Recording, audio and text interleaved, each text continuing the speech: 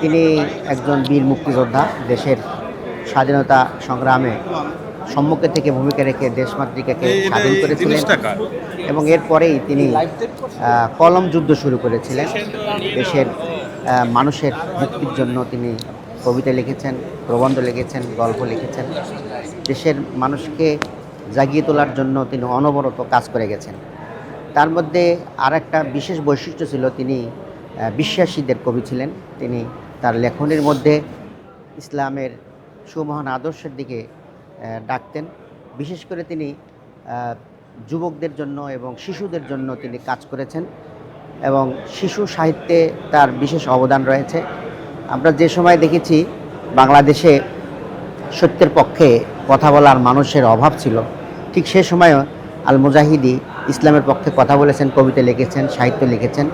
বিশেষ করে কিশোর কণ্ঠে আমি একসময় নির্বাহী সম্পাদক ছিলাম, সেখানে আমি তাকে সার্বক্ষণিকভাবে পেয়েছি। উনি লিখেছেন, কথা বলেছেন। যে সময় মানুষ অনেকে নিজেদের পরিচয় দিত না, সেই সময় তিনি ইসলামের পক্ষে কথা বলেছেন। আজকে তিনি চলে গেলেন, আমরা তার সেই বিদায়ী আত্মার মাগফিরাত কামনা করছি। বাংলাদেশের ইসলামপ্রিয় জনতা, সাহিত্য সাংস্কৃতিক অঙ্গনে যারা আছেন সকলেই তার এই মৃত্যু সংবাদের পর শোক বিহবল। তার অনেকগুলো কারণ আছে। এই ধরনের এত বৈশিষ্ট্য একজন মানুষের মধ্যে খুঁজে পাওয়া খুব কঠিন। তিনি একজন লেখক, একজন সাহিত্যিক, একজন গবেষক, একজন সাংস্কৃতিক ব্যক্তিত্ব, সেই সাথে একজন বীর মুক্তিযোদ্ধা। দেশের জন্য তিনি যেমন অস্ত্র হাতে নিয়ে লড়াই করেছেন, তেমনি তিনি কলম নিয়েও লড়াই করেছেন।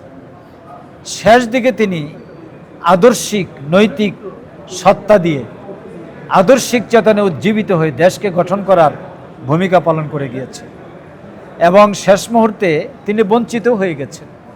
কারণ চিকিৎসার সময় যখন সবচেয়ে বেশি সহযোগিতা দরকার ছিল, এই সময় আমরা দেখেছি, আমি একা 3 বার হসপিটালে গিয়েছি তার সাথে সাক্ষাৎ করতে, কিন্তু আমি খুব বেশি আশানুরূপ রেসপন্স অন্য কোনো জায়গা থেকে পাইনি। আমরা তার যারা অনুজ এবং তার শুভাকাঙ্ক্ষী, শুভানুধ্যায়ী এবং স্নেহের পাত্র ছিলাম, এই কমিউনিটিতে যারা ছিলেন সাংস্কৃতিক অঙ্গনের, তারা সর্বাত্মক চেষ্টা করেছি।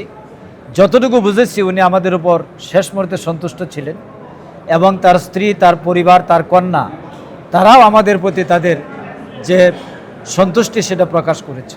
তিনি চলে গেছেন কাল শুক্রবারের দিন। শুক্রবার একটি পবিত্র দিন।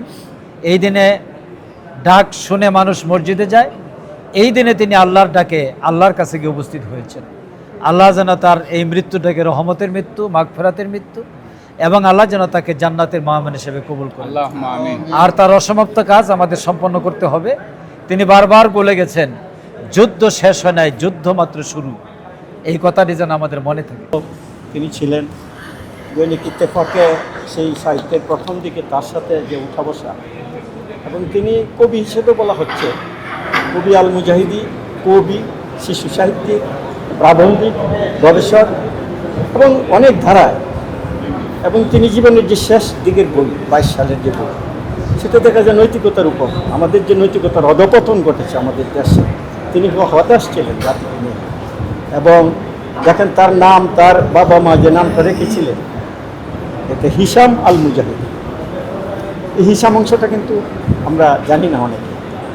হিসামকে, এই হিসাম হলো নবী করিম সাল্লাল্লাহু আলাইহি সাল্লামের প্রথম জীবনী লেখক, সিরাতে ইবনে হিসামের লেখক।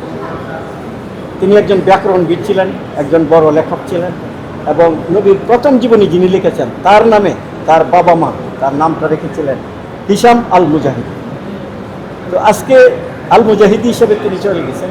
এই মুজাহিদি যে অংশটা, এই অংশটা কিন্তু তিনি ধারণ করেছেন সারা জীবন এবং তিনি প্রতিবাদ করেছেন তার রাজনৈতিক জীবনে, তার সাহিত্যিক জীবনে, শিক্ষাজ্ঞ জীবনে, এবং তিনি শেষ পর্যন্ত ইসলামের লাইনে, ইসলামের ধারা, ঐতিহ্যের ধারা তিনি কিন্তু অবগাহন করে আমাদের মধ্য থেকে তিনি বিদায় নিয়েছেন। যে জন্য সারা দেশ থেকে তাকে আজকে দোয়া করা হচ্ছে। আমি কিশোরগঞ্জ সাহিত্য সংস্কৃতি পরিষদে ওনাকে দুইবার কিশোরগঞ্জে নিয়েছি। সেই 11 সুন্দরের মাঠে তিনি বক্তব্য রেখেছেন, কিশোরগঞ্জ শহরে তিনি বক্তব্য রেখেছেন। সেই স্মৃতিগুলো আমাদেরকে এখন স্মরণ করতে হচ্ছে। আল মুজাহিদি আমাদের মধ্যে বেঁচে থাকবেন দীর্ঘদিন। তার শখানেক বই তিনি লিখেছেন, সেই বইগুলি আমরা পড়ব এবং আমরা আমাদেরকে গঠন করব।